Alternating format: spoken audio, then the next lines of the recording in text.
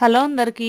ఈరోజుటి mini vlog ఏంటంటే, ఇది కార్తీక పౌర్ణమి రోజు ఉదయాన్నే 4 గంటలకైతే లేచి, అలాగే తులసి కోట దగ్గర బియ్యపిండితో ముగ్గులు వేసుకొని, అలాగే పసుపుతో అయితే మొత్తం అల్లుకొని బొట్లయితే పెట్టేసాననమాట. పూజా సామాగ్రి అయితే దగ్గరకైతే ఉంచుకున్నాను. ఎందుకంటే మాటి మాటికి లోపలికి బయటికి తిరగలేము కదా! అన్నీ ఒకే దగ్గర నైట్ టైమే సర్ది పెట్టి ఉంచుకున్నాను అనమాట. ఇక్కడ సూర్యోదయానికి ముందుగానే మా అత్తమ్మ పూజ అయితే కంప్లీట్ అయిపోయింది. మళ్ళీ ఈ పూజ తర్వాత 8 గంటల లోపే మేము వ్రతం అయితే స్టార్ట్ చేసుకోవాలి. సత్యనారాయణ స్వామి వ్రతము.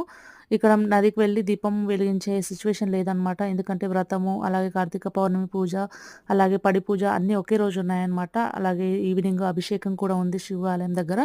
అందుకోసమైతే ఇక్కడ ఇంట్లోనే ఒక టబ్‌లో నీళ్ళు అయితే వేసుకొని, అందులోనే ఇక్కడ దీపాలు ఆవు నెయ్యితో దీపాలైతే వదిలేసాను. అలాగే ఈ ఈ పూజ కంప్లీట్ అయిన తర్వాత నేనైతే ప్రసాదం అయితే రెడీ చేసుకోవాలనమాట. ఈరోజుటి మినీ వ్లాగ్ అయితే ఇదేనండి. నచ్చితే ఒక లైక్ వేసుకోండి. అలాగే ఫస్ట్ టైమ్ చూస్తే సబ్స్క్రైబ్ చేసుకోండి.